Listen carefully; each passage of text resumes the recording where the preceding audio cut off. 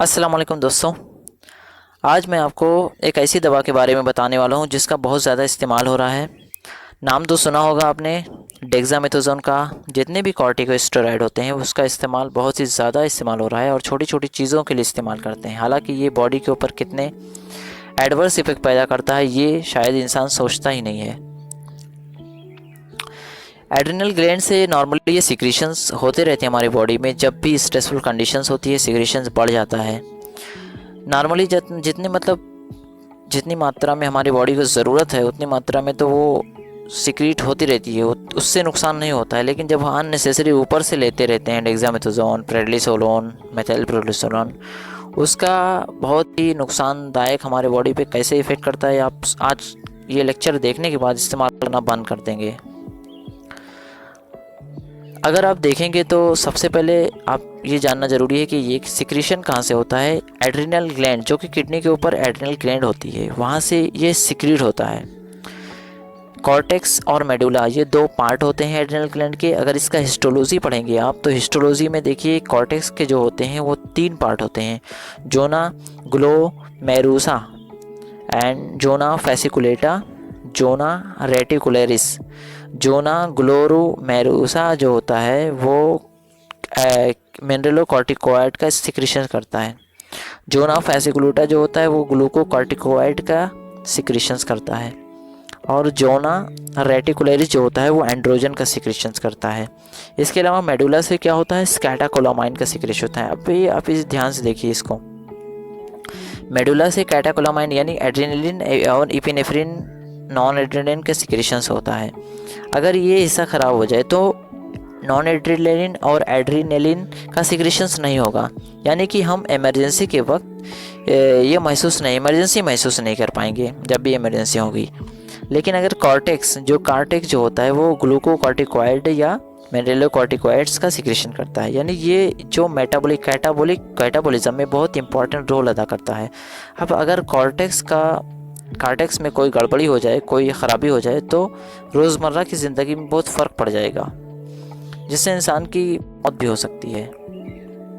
इस तरह से ये सिक्रीशन कब करता है, जब हाइपोथैलेमस क्या करता है, कॉर्टिकोट्रोपिक रिलीजिंग हार्मोन सिक्रेट करता है। ये एंटीरियर पिट्यूटरी को स्टिमुलेट करेगा, एंटीरियर पिट्यूटरी एसीटीएच का सिक्रेशन करेगा। एसीटीएच एड्रेनल कॉर्टेक्स को स्टिमुलेट कर देगा और कॉर्टिसोल जो एंजाइम होता है वो बढ़ जाएगा, हार्मोन्स जो होता है वो बढ़ जाएगा। और ये सारी सिक्रेशंस नॉर्मली बहुत ही कम क्वांटिटी में तो बॉडी को जितनी ज़रूरत रहती है उतनी तो होती रहती है, लेकिन जब स्ट्रेसफुल कंडीशंस रहते हैं तब इसकी सिक्रेशंस बढ़ जाते हैं। अब वो स्ट्रेसफुल कंडीशन कौन कौन से होते हैं, अगर आपको ये डायग्राम देखेंगे तो इसमें देखिए फियरफुल कंडीशंस, जब इंसान बहुत ज़्यादा डर जाता है उस टाइम पे सिक्रेशन बढ़ जाते हैं। जब शदीद दर्द होता है बदन में तब भी इसके सिक्रेशंस बढ़ते हैं। इंजरी के टाइम पे बढ़ जाते हैं। हीमरेज के टाइम पे अगर ज़्यादा हीमरेज हो गया है तो उसके टाइम पे इसके सिक्रेशन बढ़ जाते हैं और सर्जरी के टाइम पे बढ़ जाते हैं। हाइपोग्लाइसीमिया में सिक्रेशंस इसका बढ़ जाता है। इन्फेक्शन के टाइम पे बढ़ जाता है। बहुत कोल्ड के टाइम पे बहुत ज़्यादा बढ़ जाता है। इस तरह से इस सारे कंडीशंस में इसके सिक्रेशंस बढ़ जाते हैं। अब इसके सिक्रेशंस बढ़ने से और या अननेसेसरी डेक्सामेथासोन इस्तेमाल करने से हमारी बॉडी पे क्या फ़र्क पड़ता है इसको हम देखेंगे। आप देख रहे होंगे डायग्राम, तो इसमें देखिए कि इंसान का चेहरा ये जो होता है वो मून फेस की तरह हो जाता है। पूरे चेहरे पे फैट जमा हो जाता है। जो सब स्केपुलर रीजन्स है वहाँ पे फैट जमा हो जाता है, जिसको बुफेलो हम बोलते हैं। फ़ैट जो होता है वो फ़ैट का रीडिस्ट्रीब्यूशन होता है, यानी पेरीफेरी हिस्से का जितना भी फ़ैट है वो सेंट्रीपेटल एरिया में चले जाता है। एब्डोमेन पूरा फूला हुआ नज़र आता है, बैक पूरा फूला हुआ नज़र आता है, फेस फूला हो जाता है। जबकि जो एक्टिविटीज़ रहती है, चूँकि ये प्रोटीन का कैटाबॉलिज्म कर देता है, मसल्स एट्रोफी हो जाती है। और ये सब जो रीडिस्ट्रीब्यूशन ऑफ फैट हो रहा है इसकी वजह से इंसान, इसको ही हम कुशिंग सिंड्रोम कहते हैं। इंसान एकदम फूला फूला दिखता है, अंदर से बहुत कमज़ोर होता है, हाथ पैर एकदम पतले हो जाते हैं। इसके बाद देखिए मसल्स पूरी तरह से मसल्स वेस्टिंग हो जाती है, एट्रोफी हो जाती है, एकदम लागर और कमज़ोर हो जाता है इंसान। अगर सीएनएस में इसका इफेक्ट देखेंगे तो ये शुरुआत में क्या होता है कि डेक्सामेथासोन जो मूड बिहेवियर को एक्साइट कर देता है। आप खुद अगर डेक्सामेथासोन का एक भी 1 ml भी लेंगे तो बहुत एक्साइटेबिलिटी महसूस होती है। लेकिन जैसे जैसे स्टेरॉयड को हम स्टॉप करते हैं जो आपका मूड है वो डिप्रेस हो जाता है। इस तरह से ये एक्शन करता है। एब्डोमेन यानी स्टमक पर ये एसिड को, HCl सिक्रेशन को और पेप्सिन सिक्रेशंस को बढ़ा देता है, जिसकी वजह से अल्सर यानी पेप्टिक अल्सर होने के चांसेस बढ़ जाते हैं। एसिडिटी भी ज़्यादा होने लगती है। सबसे इम्पॉर्टेंट काम आप देखेंगे तो ये इस पर नेफ्रॉन पे बहुत इम्पॉर्टेंट काम होता है। ये मिनरलोकॉर्टिकॉइड का काम होता है, जो कि मिनरलो को ये क्या बोलते हैं एल्डोस्टेरॉन जो नॉर्मली होती है, एल्डोस्टेरॉन हमारे बॉडी में सिक्रीट होती है, और जो सिंथेटिक रूप में जैसे फ्लोडरी कॉर्टिसोन्स सिंथेटिक रूप में हम उसको बनाते हैं। इस तरह से ये क्या करती है कि सोडियम और वाटर को प्रिजर्व करती है, बाहर नहीं निकलने देती है। और दूसरी चीज़ें ये पोटेशियम और हाइड्रोजन को ज़्यादा एक्सक्रीट करती है। अब सोडियम को ज़्यादा प्रिजर्व करेगी तो हाइपर नेट्रीमिया हो जाएगा, और H2O को ज़्यादा प्रिजर्व करेगी तो उससे बॉडी वॉल्यूम यानी फ्लूइड जमा हो जाते हैं। पोटेशियम को ज़्यादा निकालेगी तो हाइपोकाइलेमिया हो जाएगा। हाइड्रोजन आयन को ज़्यादा बाहर निकालेगी तो उससे एल्कोलिसिस हो जाता है। इसके साथ साथ ये कैल्शियम का भी एक्सक्रीशन बढ़ा देते हैं। कैल्शियम बाहर ज़्यादा निकलती है, जिससे कि बोन्स कमज़ोर हो जाते हैं, पोरस हो जाते हैं, ऑस्टियोपोरोसिस हो जाता है। इस तरह से ये इलेक्ट्रोलाइट इम्बैलेंस कर देता है पूरी तरीके से। दूसरी चीज़ आप ये देखेंगे कि redistribution of the blood cell, यानी ये बोन मैरो से जो न्यूट्रोफिल होता है वो ब्लड के अंदर चले जाता है। ब्लड सेल वेसल्स में जो लिम्फोसाइट होता है वो बोन मैरो के अंदर यानी रीडिस्ट्रीब्यूट करता है। ये किसी भी सेल को कम नहीं करता है बल्कि उसकी जगह को ही बदल देता है। अब न्यूट्रोफिल ब्लड बोन मैरो से ज़्यादा निकल न्यूट्रोफिलिया हो जाता है, और ल्यूकोपीनिया यानी लिम्फोसाइट कम हो जाते हैं। इसके साथ साथ दोस्तों ये इसका एक पॉजिटिव वे में देखेंगे तो ये पावरफुल एंटी कैंसरस एक्शंस रखता है। जो ज़्यादा जितने भी कैंसर होते हैं, चाहे हार्टचिन लिम्फोमा हो, नॉन हार्टचिन लिम्फोमा हो, मल्टीपल माइलोमा हो, लिम्फेटिक लिम्फोमा हो या ब्रेस्ट कैंसर हो, सारे कैंसर में इसका इस्तेमाल होता है। इसलिए जितने भी कीमोथेरेपी आप देखेंगे उसमें डेक्सामेथासोन का इस्तेमाल ज़रूर करते हैं।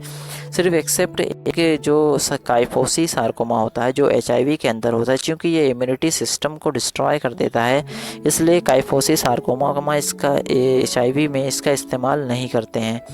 दूसरी चीज़ अगर आप देखेंगे तो ये जो इन्फ्लेमेशंस के जितने भी स्टेप होते हैं उसको ये इनहिबिट कर देता है। आधेशंस, इमिग्रेशंस, कीमोटैक्सिस, फेगोसाइटिस, जब भी क्या होता है कि जब भी इन्फेक्शंस होता है कहीं पर बॉडी में तो इम्यून सेल जो होता है वो सबसे पहले क्या होल्ड करता है, ब्लड वेसल्स को होल्ड करेगा, वहाँ से बाहर निकलेगा जिसको, और फिर वहाँ से चलकर जाएगा इन्फेक्शन की जगह पे जब पहुँचेगा तो पैथोजन को मतलब खा जाता है। डेब्रीज, पैथोजन जितने भी चीज़ें इंगल्फ करके खाता है। ये जो चार प्रोसेस होते हैं, adhesion, immigration, chemotaxis and phagocytosis, चारों प्रोसेस को ये इनहिबिट कर देता है। अगर हार्ट पे देखेंगे तो ये हार्ट मसल्स में फाइब्रोसिस पैदा करता है। इसके साथ साथ हाइपरटेंशन या ब्लड प्रेशर को बढ़ा देता है। इस तरह से इसका एक और इस्तेमाल जो एंटीनेटल यूज़ में होता है, ये पॉजिटिव इस्तेमाल है। इसका पॉजिटिव इस्तेमाल इसलिए कहता हूँ क्योंकि ये क्या करता है कि आमतौर से जब वो प्री मेच्योर यूट्रस कॉन्ट्रैक्शंस होता है तो उसमें क्या होता है, टोकोलिटिक ड्रग का हम इस्तेमाल करते हैं। लेकिन टोकोलिटिक ड्रग्स बहुत ज़्यादा दिन तक इस्तेमाल से हम प्री मेच्योर डिलीवरी को रोक नहीं पाएंगे, तो हम क्या करते हैं कि उसको डेक्सामेथासोन देते हैं, जिससे सरफेक्टेंट बन जाता है, और सरफेक्टेंट बनने से लंग्स जल्दी मेच्योर हो जाता है और जल्दी डिलीवरी करा सकते हैं। इसके साथ साथ दोस्तों अगर इसका टाइप देखेंगे तो जो कॉर्टिकोस्टेरॉइड होता है वो शॉर्ट एक्टिंग में हाइड्रोकॉर्टिसोन्स और कॉर्टिसोन्स आते हैं, एंड लॉन्ग इंटरमीडिएट एक्टिंग में प्रेडनिसोलोन और मेथाइल प्रेडनिसोलोन आते हैं, और लॉन्ग एक्टिंग में बीटामेथासोन और डेक्सामेथासोन आते हैं। बीटामेथासोन और डेक्सामेथासोन की पोटेंसी 25 टाइम मोर होती है हाइड्रोकॉर्टिसोन से। इस तरह से अगर मिनरलोकॉर्टिकॉइड देखेंगे, ये जितने भी आप पढ़े हैं कॉर्टिसोन, हाइड्रोकॉर्टिसोन, ये सब ग्लूकोकॉर्टिकॉइड हैं। मिनरलोकॉर्टिकॉइड में जो नॉर्मली जो बॉडी के अंदर सीक्रेट होता है एल्डोस्टेरोन बोलते हैं, जो सिंथेटिक रूप से बनाई जाती है फ्लोड्रोकॉर्टिसोन्स, डीऑक्सीकॉर्टिकोस्टेरॉन जिसको डोका बोलते हैं। अब देखेंगे हम कि इसकी एक्टिविटी दोनों में एक दूसरे की एक्टिविटी कितनी रहती है। तो जो ग्लूकोकॉर्टिकॉइड रहता है जैसे डेक्सामेथासोन, बीटामेथासोन एंड ट्राइमसोलोन, इसमें ज़ीरो मिनरलोकॉर्टिकॉइड एक्टिविटी होती है, यानी डेक्सा और बीटा का इस्तेमाल करने से इलेक्ट्रोलाइट इम्बैलेंस नहीं होता है। और जो डोका होता है जो कि मिनरलोकॉर्टिकोस्टेरॉइड है, लेकिन इसके अंदर ग्लूकोकॉर्टिकॉइड की ज़ीरो एक्टिविटी होती है, यानी ये कार्बोहाइड्रेट के मेटाबॉलिज्म नहीं करेगा। जो कि फैट डिस्ट्रीब्यूशन हो रहा था, प्रोटीन का कैटाबॉलिज्म हो रहा था, तो ये डोका नहीं करता है। इसके साथ साथ दोस्तों ये स्टेरॉयड इतना ख़तरनाक रहता है कि ये जितने भी हमारे बॉडी के अंदर सेल हैं, लिम्फोसाइट, इज़नोफिल्स, बेसोफिल्स, मोनोसाइट, ये सारे सेल को ये सप्रेस कर देता है। इसकी क्वांटिटी को कम नहीं करता है, बल्कि इसको इन्फेक्शन के साइट पे पहुंचने ही नहीं देता है। और ये मात्र केवल सिंगल डोज से ही हो जाता है 6 घंटे के अंदर, इसलिए मोर प्रॉन टू डेवलप इन्फेक्शंस होने का बहुत ज़्यादा चांस रहता है और बॉडी के अंदर बीमारी बहुत ज़्यादा पनप जाती है। इम्यूनिटी को कैसे डिस्ट्रॉय करता है, देखिए अगर इम्यूनिटी सिस्टम पढ़ेंगे तो इसमें मोनोसाइट, मैक्रोफेजेस, डेंड्राइट्स का कितना इंपॉर्टेंट होता है ये आप जानते ही होंगे। ये मोनोसाइट को भी रिड्यूस कर देता है, इनहिबिट कर देता है, मैक्रोफेज को इनएक्टिव कर देता है, डेंड्राइट सेल को, जिससे क्या होता है कि आगे के सेल को सिग्नल्स नहीं मिलते हैं। जब सिग्नल्स नहीं तो आगे का सेल अपना काम ही नहीं करता है। आप नाम सुने टी हेल्पर सेल जो होता है वो क्या करता है, बी सेल को स्टिमुलेट करता है इंटरल्यूकिन 4 और इंटरल्यूकिन 5 के ज़रिए। जब बी सेल स्टिमुलेट होता है तो एंटीबॉडी फॉर्मेशन होता है। अब ये डेक्सामेथासोन क्या करता है कि ये बी सेल को ही इनएक्टिव कर देता है, इसके साथ साथ टी हेल्पर सेल को भी इनएक्टिवेट कर देता है। जब ये सेल इनएक्टिव हो जाएंगे तो एंटीबॉडी फॉर्मेशन ही नहीं होगा, फॉर्मेशन रुक जाएगा। तो जब एंटीबॉडी फॉर्मेशन रुक जाएगी तो फिर बॉडी इम्यूनिटी हासिल ही नहीं कर पाएगी। दूसरी चीज़ें, टी हेल्पर 2 सेल जो होता है वो साइटोटॉक्सिक सेल को स्टिमुलेट करता है, उसे एक्टिव करता है। एक्टिव करने के बाद साइटोटॉक्सिक सेल परफोरिन्स नामक एंजाइम और ग्रेनजाइम सीक्रेट करता है। ये एंजाइम क्या करते हैं, सेल के अंदर जाते हैं और सेल को डिस्ट्रॉय कर देते हैं। जिस सेल के अंदर वायरस रहता है पूरे सेल को डिस्ट्रॉय कर देते हैं। लेकिन डेक्सामेथासोन का इस्तेमाल करने से क्या होता है, साइटोटॉक्सिक सेल्स भी इनहिबिट हो जाते हैं। इस तरह से दोस्तों कि आप देख रहे होंगे कि कॉर्टिकोस्टेरॉइड का इस्तेमाल, डेक्सामेथासोन का इस्तेमाल जो भी है कितना ख़तरनाक होता है। लेकिन आमतौर से जीपी डॉक्टर तो इसको बहुत ही ज़्यादा इस्तेमाल करते हैं। अगर इसका सिक्रीशंस कम हो जाए तो उसको हम एडिसन्स डिजीज़ नाम देते हैं, यानी कि प्राकृतिक तौर पे जो हमारा एड्रिनल ग्लैंड कॉर्टिसोन एंजाइम बना रहा था उसका सिक्रीशन अगर कम हो जाता है तो उसमें क्या होता है कि स्किन पिगमेंटेशन हो जाते हैं और बॉडी हेयर्स डिस्ट्रीब्यूशंस जो चेंज हो जाता है, यानी ऐसी जगह पे बाल निकलना चालू हो जाते हैं जहाँ पे नहीं निकल रहे थे। फेस पे बाल आ जाएंगे, बहुत सारी जगह पे बाल आ जाते हैं। इसके साथ साथ उसका जो जीआई जो होता है कि गैस्ट्रो इंटेस्टिनल पूरा तरीके से डिस्टर्ब हो जाता है। बार बार उसको डायरिया जैसी अलामत ज़ाहिर होती है, पेशेंट लिथार्जी और मैलेस जैसा हो जाता है। इसके बहुत सी ज़्यादा वीकनेस हो जाती है, वेट लूज़ हो जाता है, हाइपोग्लाइसीमिया की कंडीशंस पैदा होती है एंड पोस्टरनल हाइपोटेंशंस की कंडीशंस पैदा होती है। एड्रिनल क्राइसिस जो एक्यूट तौर पे अगर ये कंडीशंस होती है तो उसे एड्रिनल क्राइसिस बोलते हैं।